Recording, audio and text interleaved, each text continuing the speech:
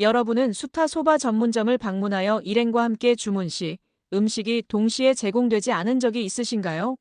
소바 주문은 3인분을 했지만 먼저 2인분만 나오고 나머지 1인분은 조금 뒤에 제공되는 경우 말입니다. 이 작은 차이에는 최상의 맛으로 음식을 제공하려는 식당의 진심이 담겨 있습니다. 오늘은 소바의 맛을 지키기 위해 소바 장인들이 왜 한 번에 최대 2인분만 삶는지 그 비밀을 알아보겠습니다. 수타 소바 한 그릇 속의 면 양은 보통 150지에서 180지 정도입니다. 주방에는 한꺼번에 10인분도 삶을 수 있는 큰 솥이 있지만 셰프들은 2인분 이상을 한 번에 삶지 않습니다. 그 이유는 바로 소바의 맛과 식감을 최상으로 유지하기 위해서입니다. 한꺼번에 많은 양의 소바를 삶으면 물의 온도가 급격히 내려가고 면이 서로 달라붙어 식감이 떨어질 수 있습니다. 또한 면에 익는 시간이 변하여 메밀 특유의 풍미를 제대로 느낄 수 없게 됩니다. 신선한 소바는 조리 시간과 온도에 매우 민감한 음식이기 때문에 적정량을 지켜 정성껏 요리하는 것이 중요합니다. 이 원칙은 다른 요리에도 동일하게 적용됩니다.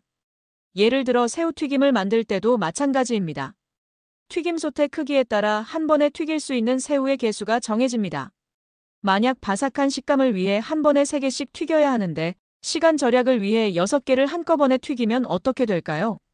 기름의 온도가 내려가 튀김옷이 기름을 많이 머금게 되고 결과적으로 바삭함은 사라지고 맛없는 튀김이 만들어집니다. 그래서 수제 소바 전문점에서는 4명이 함께 방문해도 먼저 2인분만 제공될 수 있습니다. 이는 손님들에게 불편을 끼치기 위한 것이 아니라 최고의 맛을 제공하기 위한 셰프들의 노력입니다. 이러한 작은 차이에서 식당의 진심과 철학을 엿볼 수 있습니다. 만약 내가 만든 소바가 인기를 끌어 옆 동네에 같은 이름의 가게를 하나 더 열었다고 가정해보죠.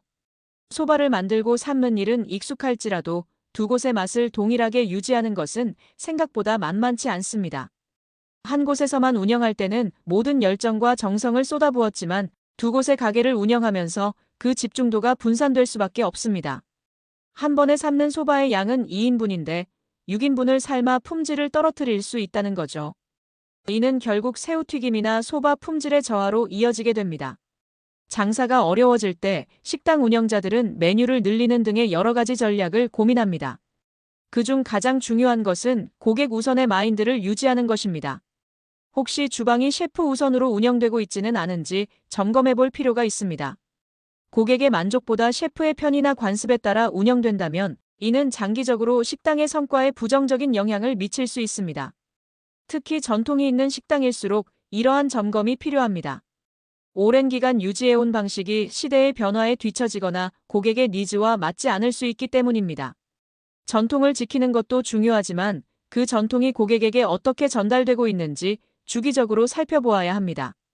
맛은 물론이고 서비스와 분위기까지 전반적인 고객 경험을 향상시키기 위해 노력해야 합니다.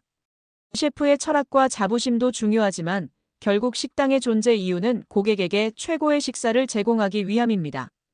이를 위해서는 때로는 기존의 방식을 재검토하고 개선하는 용기가 필요합니다. 최고의 맛을 전하기 위한 셰프들의 노력은 눈에 보이지 않는 작은 부분에서 시작됩니다.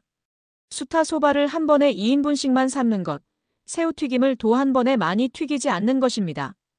또한 장사가 어려울 때일수록 고객 우선의 마인드를 유지하며 스스로를 점검하는 자세가 필요합니다. 오늘 우리가 다룬 수타 소바 왜 3인분 주문해도 2인분만 삶을까? 라는 질문은 단순한 장사 방식을 넘어 셰프들이 고객에게 제공하고자 하는 최고의 맛과 경험에 대한 깊은 철학과 정성을 보여줍니다.